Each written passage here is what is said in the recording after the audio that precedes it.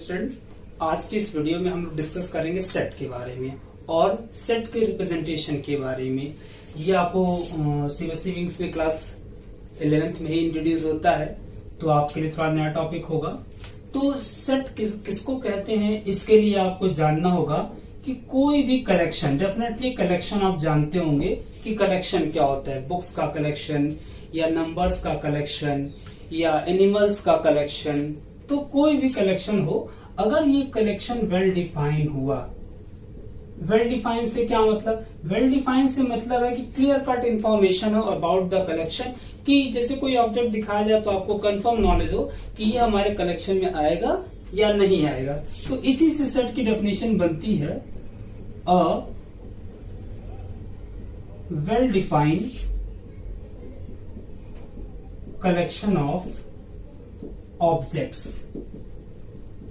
A well-defined collection of object is called set.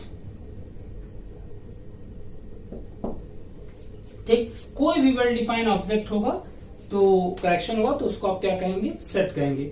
Well defined से मतलब ये आपको थोड़ा कंफर्म रखना हो, क्लियर कट आइडिया हो कि इसको लेना है अपने कलेक्शन में या छोड़ना है। जैसे कि एग्जांपल एक लिया जाए हम लोग, तो पहला एग्जांपल लेते हैं हम लोग set of collection of, set ना लिखे बल्कि कहें collection of vowels. English alphabet आप कह दीजिए, कलेक्शन ऑफ वॉवेल्स पर आपसे। कलेक्शन ऑफ वॉवेल्स अगर इंग्लिश अल्फाबेट में होगा तो आपको पता हो कि कौन अल्फाबेट है कौन सा नहीं है, वेल डिफाइन है। इसी तरह आप कुछ और ले लीजिए, कलेक्शन ऑफ नेचुरल नंबर। ठीक, तो नेचुरल नंबर कलेक्शन से आपसे कोई कहेगा कि -2 के बारे में बताओ, तो आप जानते हैं कि -2 तो नेचुरल नंबर है नहीं, नेचुरल नंबर 1 2 3 4 5 शुरू होता है, तो आपको पता भी इसको नहीं लेना है। तो यही वेल डिफाइंड है जिसमें आप क्लियर कट इन्फॉर्म हो कि इनको रखना है या रिमूव करना है, तो इस चीज को कहेंगे सेट। और भी एग्जाम्पल चाहें तो और भी एग्जाम्पल आप ले लें, जैसे आप ले लें कलेक्शन ऑफ मैथमेटिशियन। मैथमेटिशियंस, तो अब इसमें देखिए थोड़ा सा प्रॉब्लम है। मैथमेटिशियन क्या है? ठीक है, तो मैथमेटिशियन का कोई भी मैथमेटिक्स का ये थोड़ी जो पढ़ाता वो मैथमेटिशियन है। आप पढ़ रहे हैं आप भी मैथमेटिशियन है। या घर में हम गए, सब्जी बेचने वाला एग्जाम्पल, तो उसने अपना आपको अब सामान दिया और उसने अपना कैलकुलेट कर लिया कि इतना पैसा आपसे है, तो वो भी मैथमेटिक्स लगा रहा है। तो इसलिए ये जो कलेक्शन है ये आपका सेट में नहीं आएगा। अब कंफर्म नहीं होगा ना कि आप किसको रखना चाहते हैं, या आप जिससे आपको लगता है टीचर्स मैथमेटिशियन है जो पढ़ा रहा है, तो किस टीचर को आप कहेंगे? जो 5th तक पढ़ा रहा है, जो 8th तक पढ़ा रहा है, या जो बड़ी यूनिवर्सिटीज में पढ़ा रहा है, किसको आप मैथमेटिशियन कहेंगे? तो ये कंफर्म नहीं, इसलिए ये सेट नहीं होगा।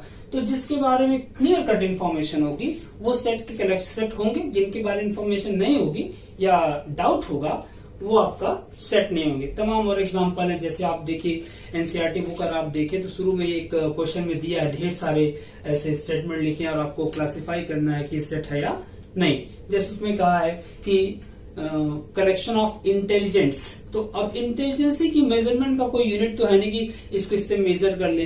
जैसे आपको मैथ अच्छी आती है, आप मैथ में इंटेलिजेंट है। आपके दोस्त को साइंस अच्छी आती है, वो साइंस में इंटेलिजेंट है।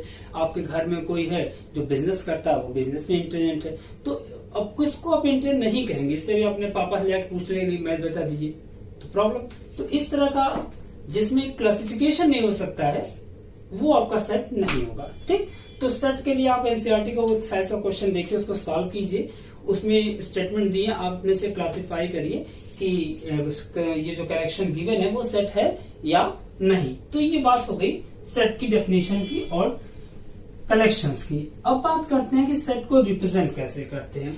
तो नॉर्मली जो सेट को लिखने का तरीका होता है, सेट को कंप्लीटली कैपिटल लेटर से रिप्रेजेंट करेंगे और सेट को इनक्लोज हमेशा करेंगे कर्ली ब्रैकेट में। सेट के जो एलिमेंट्स होंगे ऐसे लिखे जाएंगे। ठीक, मतलब एक एलिमेंट फिर कॉमा, फिर दूसरा एलिमेंट, फिर कॉमा। बेसिकली क्या होता है, एलिमेंट्स उन्हें स्मॉल लेटर लिखते हैं। ये बहुत हार्ड एंड फास्ट नहीं है, लेकिन कुछ क्वेश्चन में जब बाउंडेड होगा आपको कैपिटल यूज करना होगा तो वहां अलग बात होगी। लेकिन अमूमन क्या करते हैं, जनरली एलिमेंट्स को स्मॉल लेटर में लिखते हैं और स्मॉल लेटर्स को क्या करते हैं, कॉमा से सेपरेट करते हैं। ये जरूरी नहीं कि यही हो, जैसे कोई नंबर हो जाता है 1 2 3 4 5 एंड डॉट डॉट, तो ये भी नेचुरल नंबर का कलेक्शन है, भी सेट। या आप कुछ और ले लीजिए, अपने फ्रेंड्स के नाम ले लीजिए,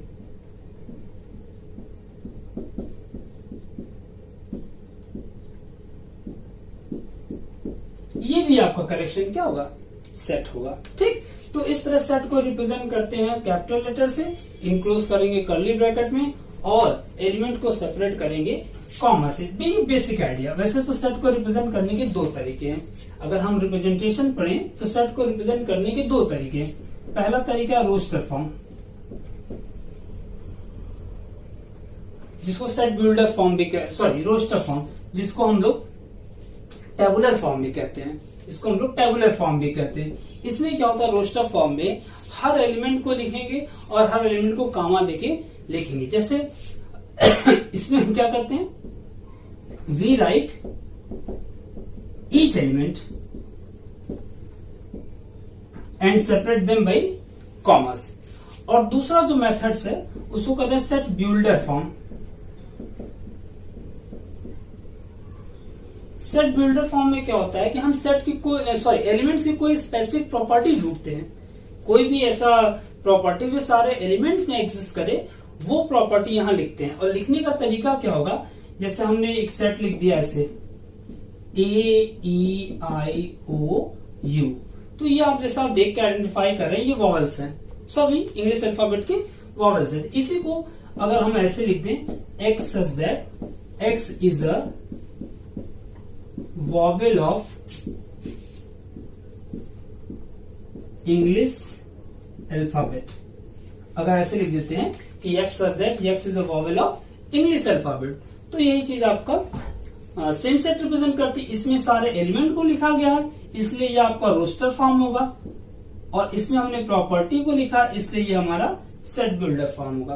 तो दो तरीके रिप्रेजेंट करने के हैं, एक रोस्टर फॉर्म, दूसरा सेट बिल्डर फॉर्म। अब आपको क्या करना होता है कि दो तरह के क्वेश्चन मिलता है, कभी आपको रोस्टर फॉर्म देता है, कहता है इसको सेट बिल्डर में निकालिए, कभी सेट बिल्डर देता है, कहता है इसका रोस्टर लिखिए। ठीक है, तो हम लोग देखते हैं फिर से समझ लें कि जो रोस्टर फॉर्म है इसको टेबुलर फॉर्म भी कहते हैं।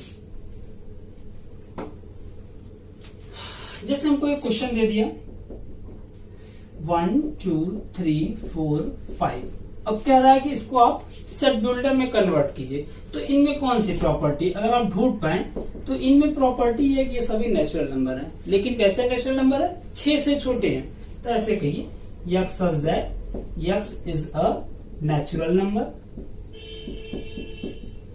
एंड X जो है लेस देन क्या है, 6 है। 6 से छोटे नेचुरल नंबर है। इसी तरह के एग्जांपल और लेते हैं, हमको ऐसे दे दिया X such that X is a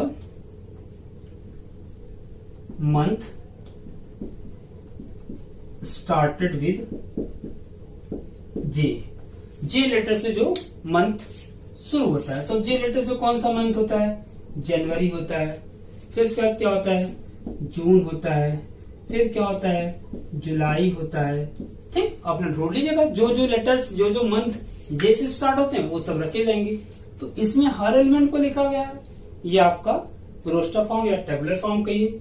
ये प्रॉपर्टी लिखी गई है, सेट बिल्डर फॉर्म है।